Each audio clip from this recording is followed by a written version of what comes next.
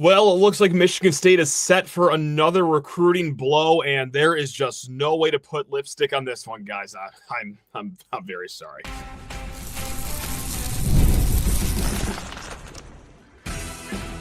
You are Locked On Spartans, your daily podcast on the Michigan State Spartans, part of the Locked On Podcast Network, your team every day. Spartan friends, Spartan family, Locked On Spartans listeners, thank you all so much for tuning into today's episode of Locked On Spartans, your team in green and white 5 days a week, right here on the Locked On Podcast Network. Please rate, review, subscribe, comment below how you're feeling about Michigan State football recruiting. Are you kind of like on DEFCON 2? Kind of, sort of, barely like I'm on right now? Are you a little more upbeat? Are you already on DEFCON 1? Give us your thoughts on the world of Michigan State football recruiting, because that will take up, well, obviously the first segment, probably bleed into the second segment here before we get to baseball at the very end. We don't talk a lot about Michigan State baseball. They did make the Big Ten tournament, though. They had a pitcher of the year get honored. And yeah, I'm down here recording on this live show on YouTube. First live show in a while. Right now, it's at the bottom of the ninth, 2 outs. I figured now is a good time to go downstairs and talk about it. Who knows how the game's going to end? I'm sure everything's going to go just fine for our baseball Spartans. Anyway, guys, from one fun topic to another, Michigan State football recruiting. Now, we talked about this young man out of Hazlitt, Kory Amachree, number 1 ranked running back in the state of Michigan. We talked about him with Stephen Brooks of 24/7 Sports on yesterday's show. And yes, looks like a commitment is inevitable to somewhere. We're talking, hey, it's looking good for Michigan State over the weekend. Guys, the fine folks at 24/7 Sports, they put their crystal ball predictions in for Michigan State to land Mr. Amachree. Now, if you don't know about this kid, he's a highly rated 3-star or a 4-star, depending on what site you look at. He's really fast, 10.9 100-meter dash time. He plays receiver too. And yes, he is going to commit somewhere Friday at 3 p.m., Nice. Less than 1 week after being crystal ball to Michigan State over the weekend. This would be Michigan State's highest composite ranked running back since LJ Scott in 2015, except one problem with all that. Tuesday rolls around, and all of a sudden, those 24/7 crystal balls start going to Kansas. Spartans Illustrated, they put out that, hey, they are expecting Kansas to be the winner in the Kory Amachree sweepstakes too, and this is where I'm going to start becoming unraveled, guys. If you want an emotional Matt, I know it's been a while, but hey, buckle up. What better time to get riled up about high school recruiting and college sports than in the middle of May? It's been a while, but we are going to do it. And look, have we always been like this about Michigan State football recruiting, as starless it's been lately? No. If you're a new listener to the show, I think all the loyal listeners, the everyday listeners, thank you very much, would agree with this, that last year I would like to think that we were patient. We were pretty understanding, even though they had a class that was, depending on what service you looked at, in the 40s, just under top 50. Really not all that great for Power 4 Division I football, okay? Some people even said, hey, I was shilling for the program. I'm way too rosy of a fan. Whatever, okay? I get it, but look, I said it's a new staff. You got to start winning games too. I understand why they're not just making hay on the recruiting trail, but it's another year. And another talking point with talking about last year's class is that, well, recruiting is based on 2+ year relationships. They've been here now for 2 off seasons. Let's start to see these flowers that you've planted actually start blooming here, okay? Well, so far this recruiting season, it's been fine. They got Cade Kaufman. It's very fun. Eddie Whiting, really strong tight end from the Dakotas. But you also had Gregory Patrick, legacy kid, top 200 lineman. He goes elsewhere. He goes to Notre Dame. And yeah, look, we were thrilled about that? No. And that was depressing, because that was more of a reminder of just where Michigan State is in the world of college football, specifically recruiting top-level talent at a national level, even for in-state kids, even for legacy kids. Now, Kory Amachree, no disrespect to Amachree, obviously a really strong player. The Gregory Patrick thing was more of a bummer because of the top-end talent that you lost, and Amachree still is very talented. But this one has a different flavor of just disappointment, upset, because what this is optically, and maybe not even optically, but just a straight-up reality now, because you lost the kid in your backyard to Kansas. And first and foremost, before I start skewering the Jayhawks and saying a bunch of mean things about them, let's give them credit here because this was a strong, what looks to be, recruiting win for Kansas over there, okay? First and foremost, Terrence Samuel, he's a wide receiver coach over there, and we talked a little bit about it with Stephen Brooks yesterday. It was also written like this on Spartans Illustrated too, that, hey, the Amachree family, the Samuel family, great family relationship over the last few years, if not even longer than that. So that's already a strong bond right off the bat working for Kansas. Okay, good for them. Now, one can only imagine, hey, well, does Kansas have a really competitive NIL deal? Does Michigan State only just lose kids because of money? Come on, that has to be the case, right? From what I understand, depending on who you read and listen to, the numbers were not too far off. Now, I will add this, Spartans Illustrated, which, by the way, go subscribe to those beautiful folks over there, always doing fantastic work. They said that the Kansas deal, well, the money amount wasn't too different. It was just more front-loaded. You know, get the money earlier in your career, fine, whatever. I'm not going to make it all about that. Let's also give credit to Kansas for this. They're cooking right now in recruiting.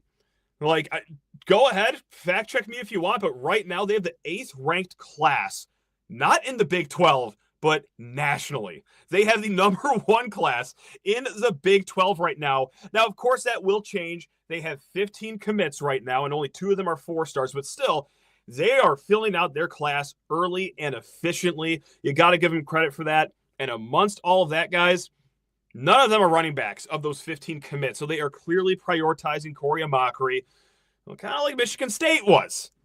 Right, guys? Now, let's also have this dialogue because while we just said a bunch of nice things about Kansas, why you could see that a kid would commit there, they're certainly not the Kansas of like 5, 10, 20 years ago. They're fine.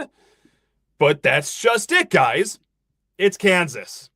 You're losing a kid in your backyard that you prioritized to Kansas.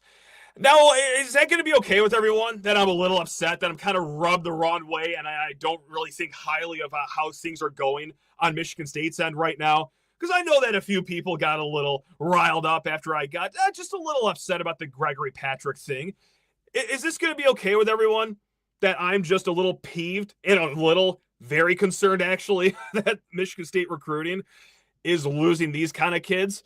Okay, because let's move on. And this isn't the only time that Michigan State has lost a priority kid. This isn't the only time that they've lost a legacy of sorts. Amachree's dad, he ran track at Michigan State, I believe. So, yes, there are family ties here, but this is not the only time Michigan State has lost on a kid with family ties. Let's go back to last year's class. Like Avery Gatch, 4-star offensive lineman, he goes to Michigan. Bummer.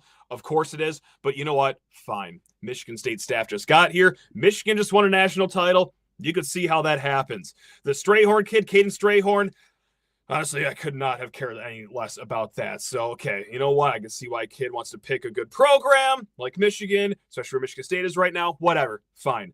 Fast forward to this year, Gregory Patrick loss. Already talked about it. Bummer. Hate to see it. But, okay, I get it. You're going to Notre Dame, a program that just played for a national title, and a program that just sent 2 offensive linemen in last year's draft almost immediately. So, yeah, I understand that one. But this one, to Kansas, from your own backyard. Not a national power, like not Georgia, not in Alabama, and not, you guys know what I'm talking about, and not necessarily a running back factory over there at Lawrence. Again, no disrespect to Kansas. They're trying their best over there, but they've had 1 running back drafted this entire millennium. Now, granted, it was last year. Devin Neal just went to the New Orleans Saints in the 6th round of the latest draft that just happened, but still, 1 running back as a day 3 pick. Not necessarily a running back factory. And I'm not trying to paint Michigan State as running back you by any means, but oh man, the gap just cannot be that big because they've had 1 day 3 draft pick where you cannot close on this recruitment. Guys, as a program, Kansas has made 2 bowl games since Obama first swore himself into office.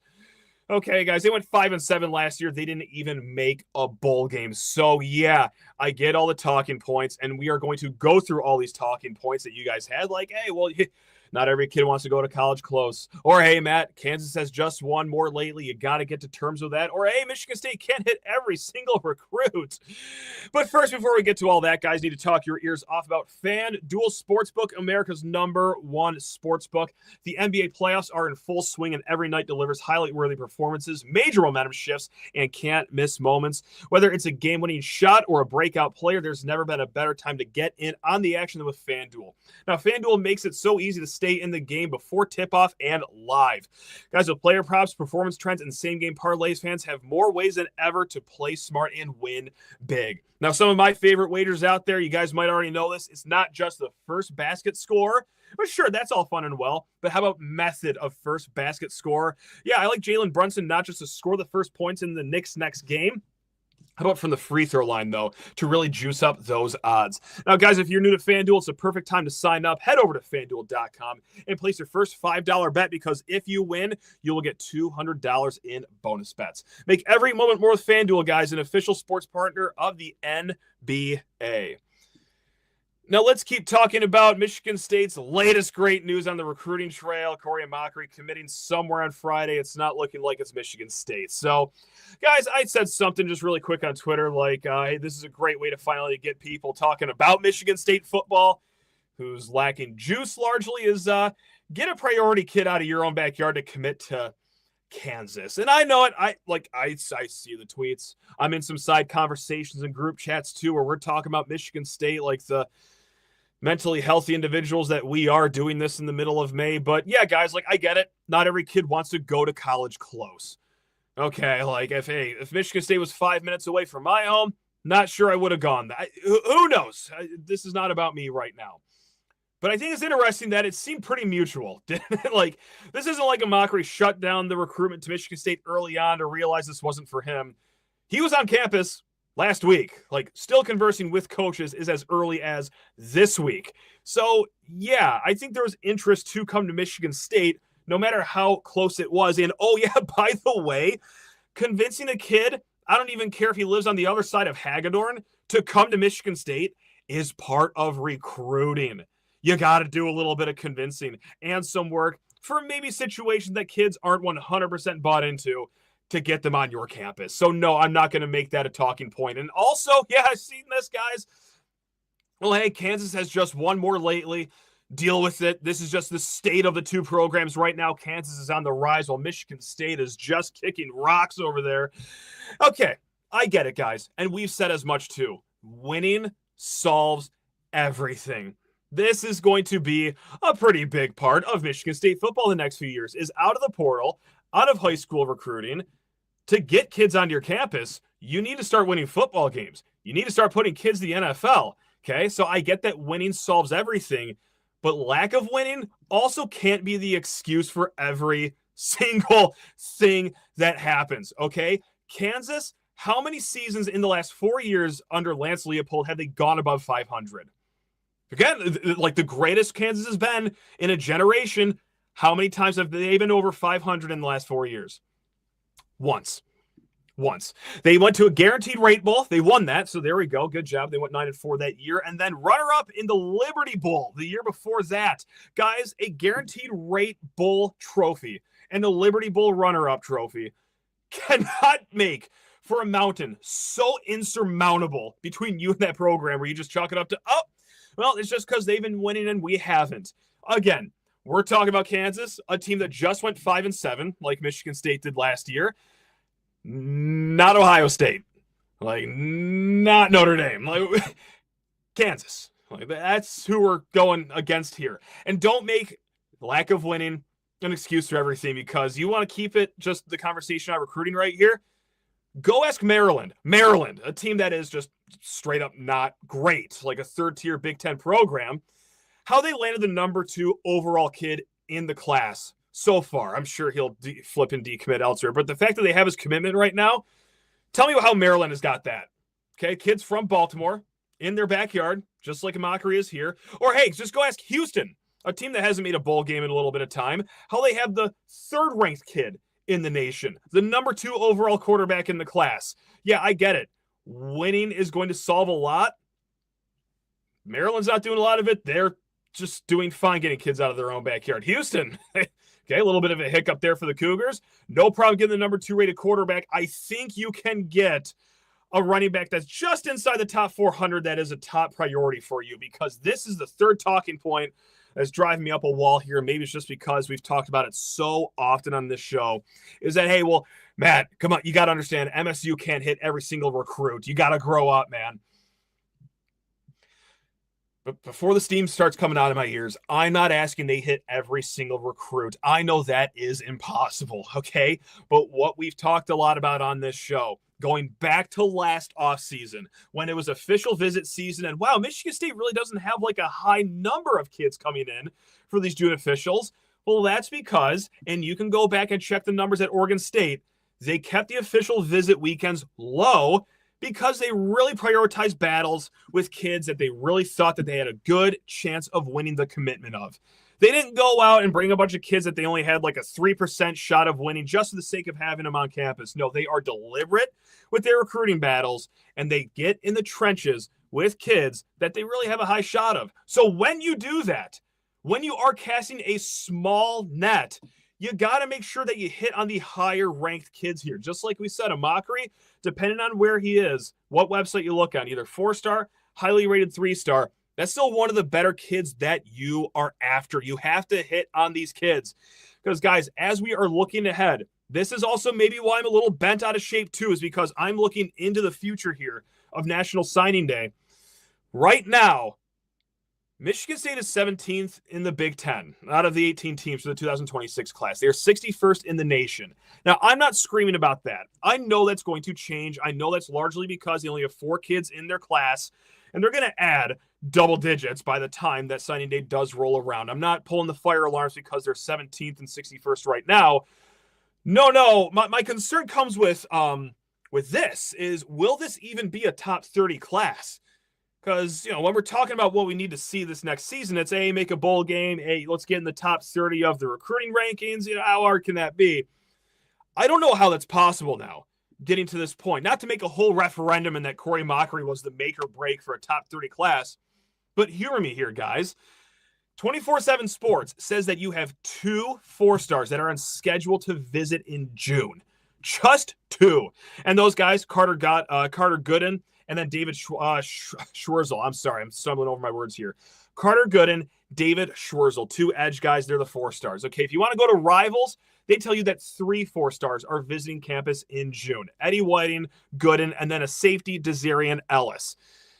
Any way you slice it, that's a maximum of what? 3 guys? 4 if you want to count Cade Kaufman and his visit as a visitor. Guys, no class in last year's 2025 recruiting rankings landed in the top 30 with 3 or fewer 4-stars. Like, you need at least 4 4-stars plus a good amount of highly rated 3-stars to fill out a top 30 class. I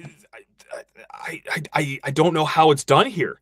I mean, there were 2 classes in the top 30 that had 4 4-stars, and that was Mississippi State and Duke last year. They had 27 kids in their class, so they also had a high amount of kids too. What I'm trying to say is that there's not even a lot of 4-stars visiting, not that many like highly rated 3-stars visiting, enough for you to fill out a top 30 class at the end of the day. The last time that a class was in the top 30 with 3 or fewer 4-stars was 2022 with Big Ten brethren Iowa in the mix there, guys. So yeah, sorry, I'm like so riled up, so fired up. It's a mix of realizing the hole that Michigan State's in right now, that, hey, they got to start winning to win some battles. And that was the conversation that we had when you lost a kid to Notre Dame or battling against teams like, Penn State and Michigan. But now here we are. You're not even winning enough to beat out Kansas. Okay, fascinating. That's not good. Okay, so it's that combined with, hey, it is the dream of a top 30 class dead before June is even on the calendar. Now, of course, you want some copium? I'll try to end this on a somewhat high note for all you dreamers out there. It was also, said, this is both on 24/7 Sports, also Spartans Illustrated. I'm not sure what On3 had to say about this, but that Amachree isn't going to come to a final decision until Thursday night. Can things change? Sure. Yeah, but this is where the smoke is blowing right now. Now, of course, the other copium is that, well, this doesn't impact the play in the field this upcoming year. And yes, does it really impact the running back room that much? Don't get it twisted. I think Amachree is a really good player. Would love to have him in Michigan State's program. Like, I'm not trying to say, like, oh, he's overrated. I would say, like, Michigan State is, like, in a solid spot with Jace Clarizio in the class ahead of them. You got your two running backs, even the class above that, and Makai Frazier, Brandon Tulis. Oh man, that's the best I got for you guys. And there is a lot of time left in the recruiting year. I'm sure they'll try to flip him. It's never over until National Signing Day rolls around. Yada yada, this and that. So, yeah, that's the old Matt meltdown on recruiting right there. Let's crack open the mailbag, shall we? Scott over at lockedonspartans@gmail.com. Now, we're going to keep the conversation on running backs right now before ending on baseball. So Scott writes in, looking at the high school senior seasons of Brandon Tulis and Makai Frazier, I'm not seeing any stats that indicate these guys are Division I running backs. I'll still trust the staff, but am I missing something here with how their senior years played out? Now, before talking about their high school seasons last year, both these guys did play, albeit not a ton. 7 carries each, about 20-ish yards per guy. We're not just going to say they're bust immediately right off the bat for that. They were the 3rd and 4th string running backs, but you guys already know this by now. Let's rewind the VHS a little bit further back into their high school years, because it is actually an interesting path to Michigan State that both these kids took. And yes, like, their stats do not pop off the page whatsoever. Like Makai Frazier, 30. I had to double check this. I couldn't believe it when I read it on the MSU website. 39 carries, 177 yards, and 4 touchdowns total his senior season. Like, that's what some running backs get per game when they're being recruited by Division I programs. But here's where it gets interesting. You guys remember Ladarius Jefferson, guy over at Muskegon, played quarterback, came to Michigan State as a running back. So this is kind of a stretch what I'm doing right now. But he played one position, came to Michigan State as another position just because he fit more there as a Power 5 football player than a quarterback. Kind of what we got here from Makai Frazier, because he's 5'10", and he was 214 pounds, still is, and he played linebacker primarily at his school in Texas, which, by the way, his school was a 6A school. Like, that is a mega conference down at Texas. So really solid player, really strong football player. At linebacker, 5'10", 214 pounds. Just didn't get a lot of carries because Will focused more on the defensive side. You don't see as many two-way players in 6A football. And I'm sure that they had a running back that was, just probably better for the high school game down there at Texas. So, really talented football player, bowling ball of a kid, really strong. As a 5'10", 214-pound player, that's not really a Division I linebacker measurement. So, kid still has talent in him.